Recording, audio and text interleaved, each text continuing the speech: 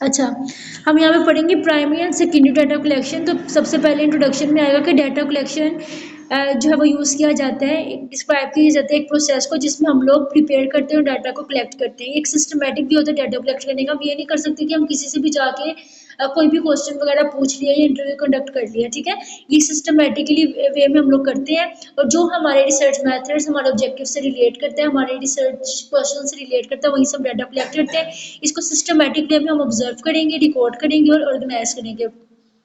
Observe करेंगे हम लोग ऑब्जर्वेशन मेथड के थ्रू, ठीक है। इसमें जाके हम जैसे फॉर एग्जांपल एक क्लास है, वहाँ जाकर हम लोग बैठे और हम लोग देख रहे हैं कि बच्चे जो है वो किस तरह के तरीके से काम करें, टीचर्स का बच्चों का बिहेव कैसा है, ठीक है, कि हम ऑब्जर्व करेंगे। ऑब्जर्व भी बहुत दो तीन तरीके ऑब्जर्व में भी एक होता है कॉवर्ट और एक होता है ओवर्ट। ओवर्ट तरीका ये होता है कि इसमें हम लोग बताते हैं कि हम आपको ऑब्जर्व करने आए हैं, ठीक है, ये ओवर्ट होता है। और एक होता है कवर्ट कि आप लोग उन्हें बताओ ना कि आप ऑब्जर्व करो और आप चुपके से ऑब्जर्व करो, ठीक है। और यहाँ पे रिकॉर्डेड होता है। हम अगर फॉर एग्जांपल ऑब्जर्व करें तो हम साथ रिकॉर्ड भी करें। हम इंटरव्यूज भी इस तरीके से ले सकते हैं जैसे कि ऑनलाइन इंटरव्यूज भी ले सकते हैं, ठीक है। इस तरीके से सिस्टमेटिक वे में हम लोग जब डाटा कलेक्ट करते हैं तो उसको ऑर्गेनाइज करते हैं। डाटा क्या होते हैं, इनपुट्स होते हैं किसी भी डिसीजन से रिलेटेड। जैसे कि अगर बिजनेस से रिलेटेड है तो ये जो भी बिजनेस में का प्रोसेस हम किसी कोई जैसे कोई प्रॉब्लम आती है तो प्रॉब्लम के मतलब प्रॉब्लम की बेस पर ही हम जो है वो फैसले करते हैं, ठीक है। तो डाटा को हम इसलिए करते हैं ताकि हम कोई फैसला ले सकें, कोई डिसीजन ले सकें। डाटा कलेक्शन का जो है वो पर्पस क्या, पर्पस इसका यह है कि इससे हमें इन्फॉर्मेशन मिलती है। हम जो है वो रिकॉर्ड हमारे पास रहता है कि हमने जिस पर रिसर्च की उसका रिकॉर्ड किया है। हमें फैसला करने में आसानी होती है जो भी इंपॉर्टेंट इश्यूज चल रहे होते हैं, और हम फिर इस इन्फॉर्मेशन को आगे लोगों तक पास करते हैं। जिस तरह हम हमारी रिसर्च की गैप रह जाती है या फिर जनरलाइज करना होता है दूसरे लोगों ने हमारी रिसर्च के जरिए, तो ये हमें इन्फॉर्मेशन हमें भी प्रोवाइड करती है और दूसरे लोगों को भी। अब डाटा को दो तरीकों से डिवाइड कर दिए, एक है प्राइमरी डाटा, एक होता है सेकेंडरी डाटा। अब प्राइमरी डाटा के बारे में पढ़ेंगे। प्राइमरी डाटा क्या होता है, the data which are collected from the field under the control supervision of investigator. इसमें क्या होता है कि हम लोगों ने किसी एक फील्ड से जो हम अपना डाटा कलेक्ट करना था। फॉर एग्जाम्पल हमने स्कूल्स के बारे में देखना है, हॉस्पिटल्स के बारे में देखना है, तो हम हॉस्पिटल्स की फील्ड मतलब कि वहाँ के फील्ड के लोगों से पूछेंगे। अगर हमने स्कूल्स से टीचर्स से कुछ जो है वो इन्फॉर्मेशन हासिल की करनी है तो हम लोग वहाँ की फील्ड के लोगों से पूछेंगे, ठीक है। तो इसमें से जो है वो इन्वेस्टिगेटर जो है वो एज अ सुपरविजन कर रहा होता है, वो कंट्रोल कंडीशन में जो है वो डाटा कलेक्ट करता है।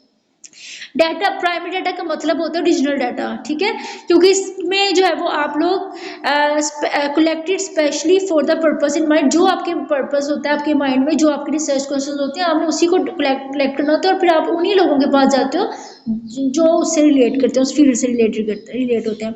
अब जो इस टाइप का डाटा होता है ना वो फ्रेश होता है। जैसे कि जो हम लोग रिसर्च करते हैं ना, अब जो सर्वे मेथड यूज़ कर लिया, इंटरव्यू यूज़ कर लिया, तो अब जो डिस्क्रिप्टिव जो रिसर्च होती है ना वो यही थी करंट स्टडी को, करंट जो स्टडी चली तो उसको देखती है, ठीक है। तो इसमें इससे जो भी हमारे पास डाटा होता है वो एक तो फ्रेश होता है और ये हम लोग फर्स्ट टाइम यूज़ करते हैं, ठीक है।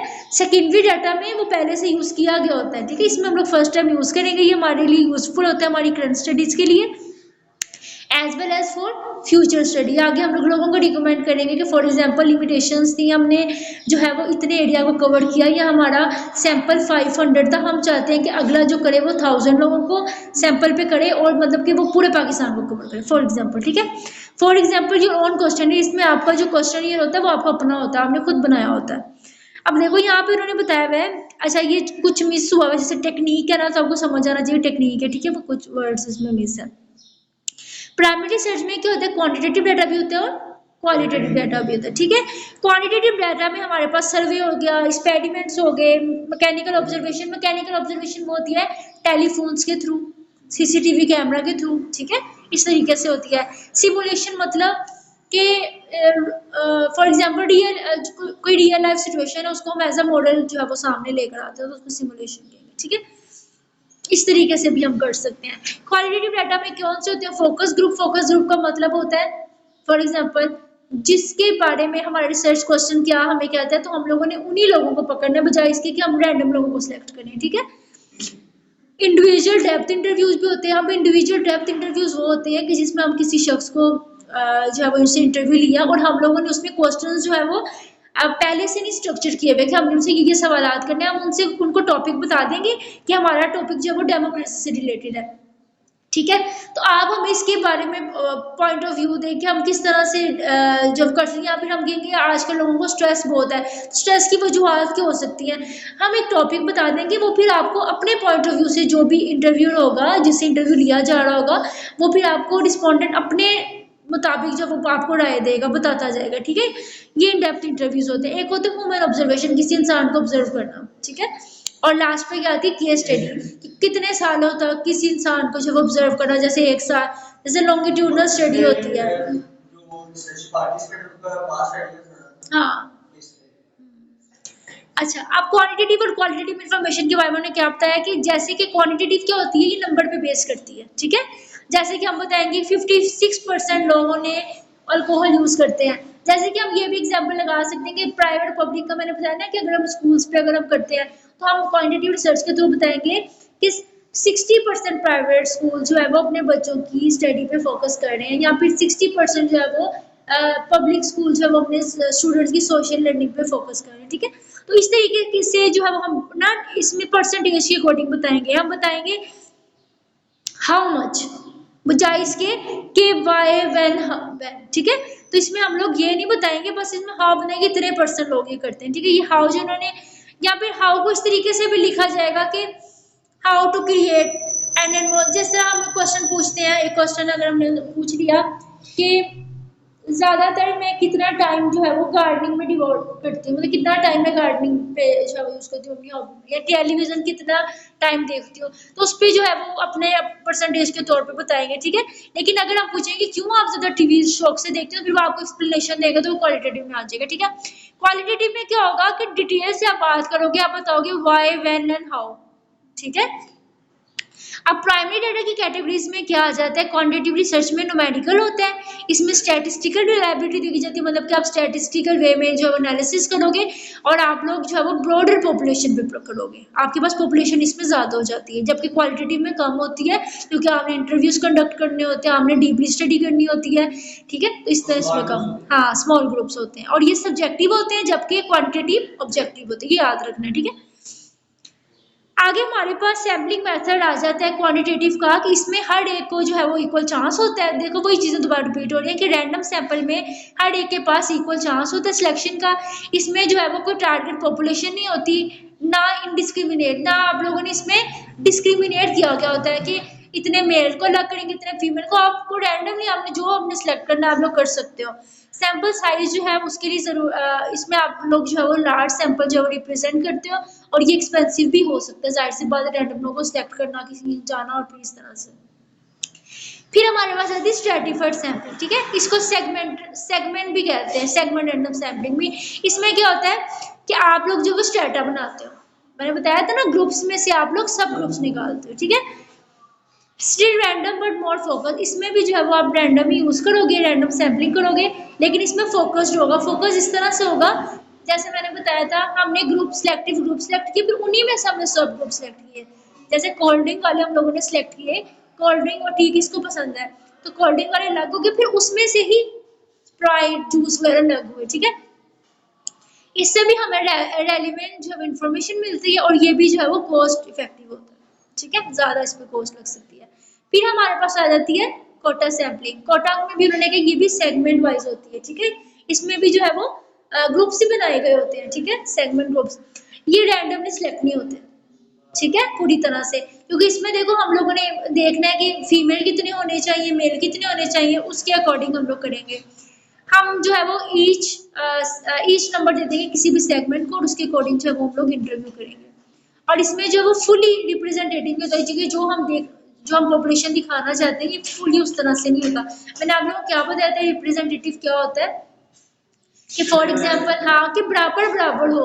जैसे कि देखो कि हमने लाहौर और इस्लामाबाद के लोगों के बारे में देखना है, कि जैसे ये देख लो अर्बन और रूरल एरियाज के बारे में हम लोगों ने देखना है कि ज्यादातर अपने बच्चों की तालीम पर कौन फोकस कर रहे हैं। ठीक है, ठीक है, तो अब हम लोग क्या करेंगे, हम देखेंगे इंटरनेट ज्यादा कहाँ यूज हो रहा है, पब्लिक वहाँ पे अर्बन एरियाज में, रूरल एरियाज में। ठीक है, तो हम लोग क्या करेंगे, अगर रूरल एरियाज के हम लोग जो है वो अब नंबर्स ऑफ पीपल सिलेक्ट कर लेते हैं, वहां से हमने रूरल में से कर लिए 20, और अर्बन जो शहरी लोग होते हैं वहां से हमने कर लिए 50। तो क्या हमारी पॉपुलेशन को रिप्रेजेंट कर रहा है ये नहीं?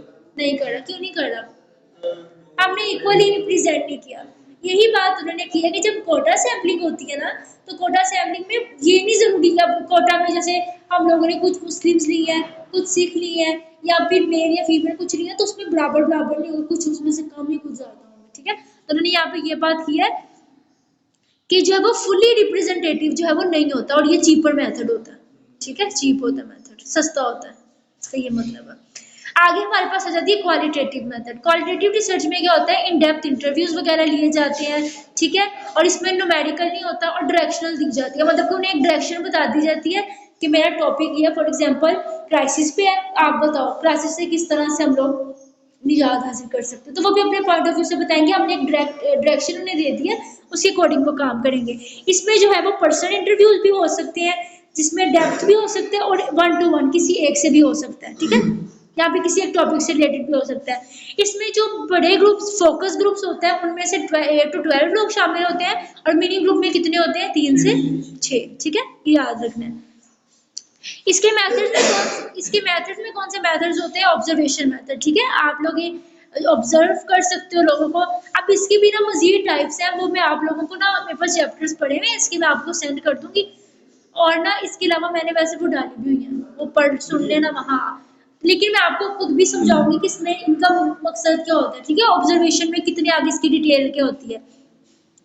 हम लोग पर्सनल ऑब्जर्व करते हैं लोगों को। ठीक है, ऑब्जर्व के भी आगे से टाइप्स आते हैं कि कवर्ड, ओवर्ड, हाँ, या बता कर करते हो, या फिर चुपके से उनको ऑब्जर्व करते हो, या फिर पार्टिसिपेंट बन जाते हो उनके साथ। ठीक है, या नॉन पार्टिसिपेंट होते हो। क्या आप एक पार्टिसिपेंट में ये होगा ना कि आप लोग क्या करोगे कि जिस तरह एक ग्रुप है, जैसे कि क्रिकेट मैच जो खेलते हैं उनका एक ग्रुप होता है, तो आप उनमें ना एज अ पार्टिसिपेंट चले जाओगे, वहाँ पे देखोगे कोच का इनके साथ बिहेवियर कैसे, और ये किस तरह से आपस में भी इनके कोलैबोरेशन है या नहीं है।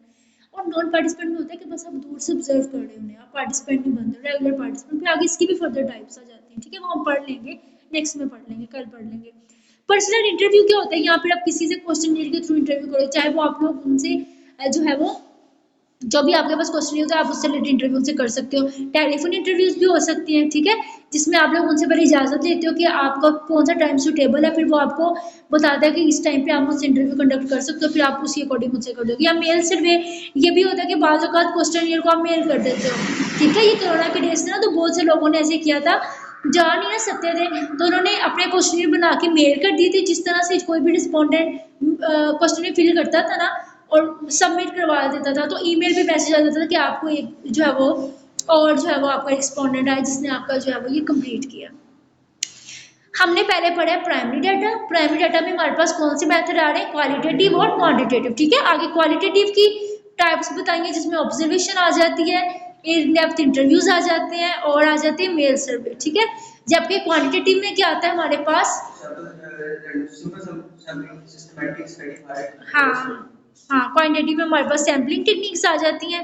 ठीक है, और उसके अलावा हमारे पास आ जाता है कि स्टैटिस्टिकली हमने करना होता है, और इसमें हमने ब्रॉडर ज़्यादातर पॉपुलेशन को इसमें इंक्लूड करना होता है। अब आगे हमारे पास आ जाता है सेकेंडरी डाटा।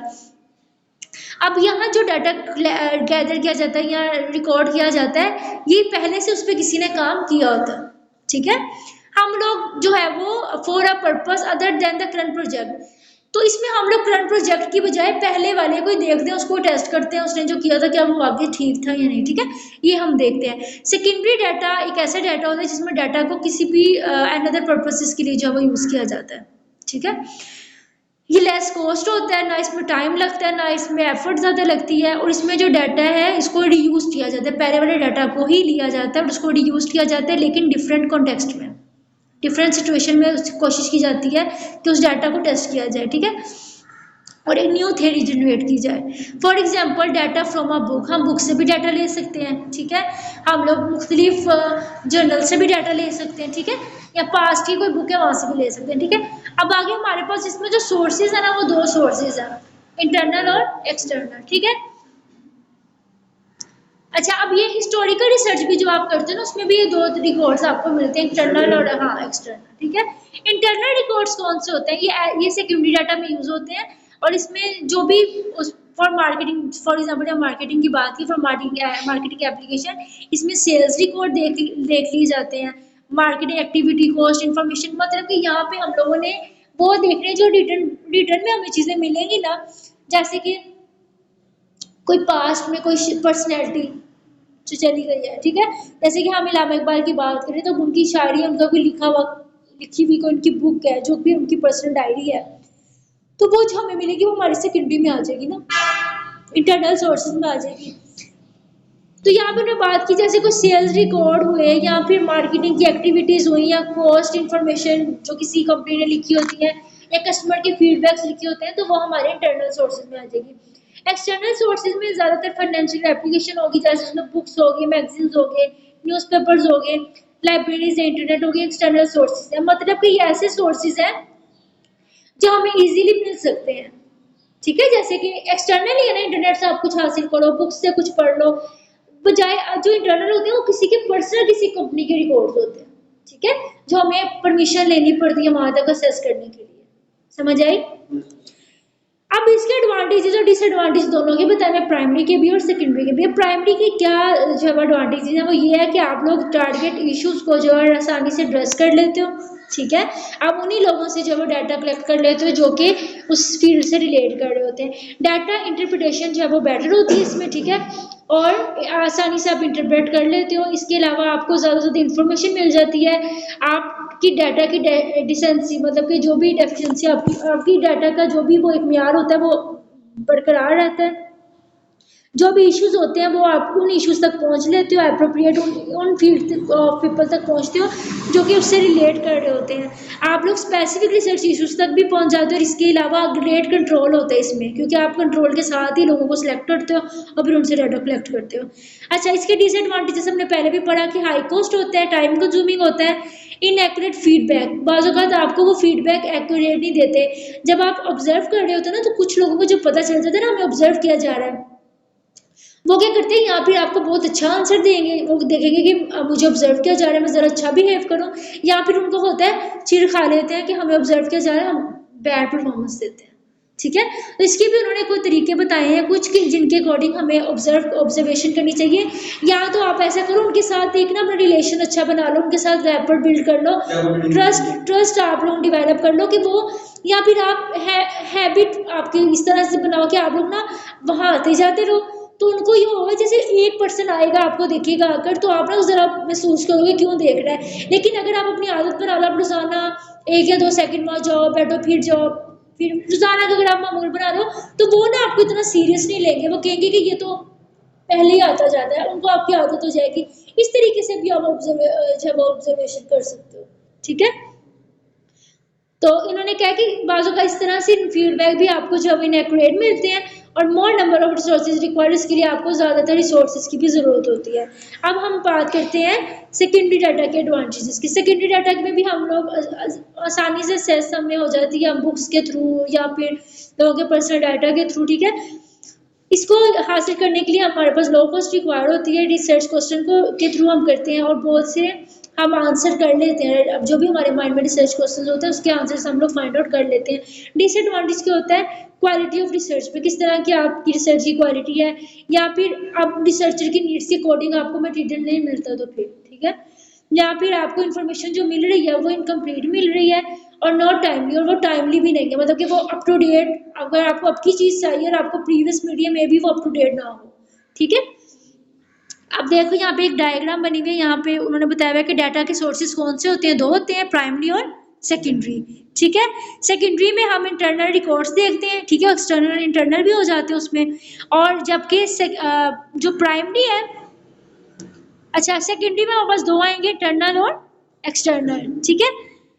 अब इंटरनल में हमारे पास आ जाता है जो भी किसी भी ऑर्गेनाइजेशन की जो रिकॉर्ड, उनका अपना रिकॉर्ड होता है सेल्स का, और जो कस्टमर्स की जो रिव्यूज होते हैं उनका अपना होता है, वो इंटरनल होगा। और एक्सटर्नल वही होगा, इंटरनेट हो गया, बुक्स हो गई, पब्लिश डाटा हो गया, इलेक्ट्रॉनिक या प्रिंटेड हो गया, ठीक है, वो तमाम चीज़ उसमें शामिल होंगी।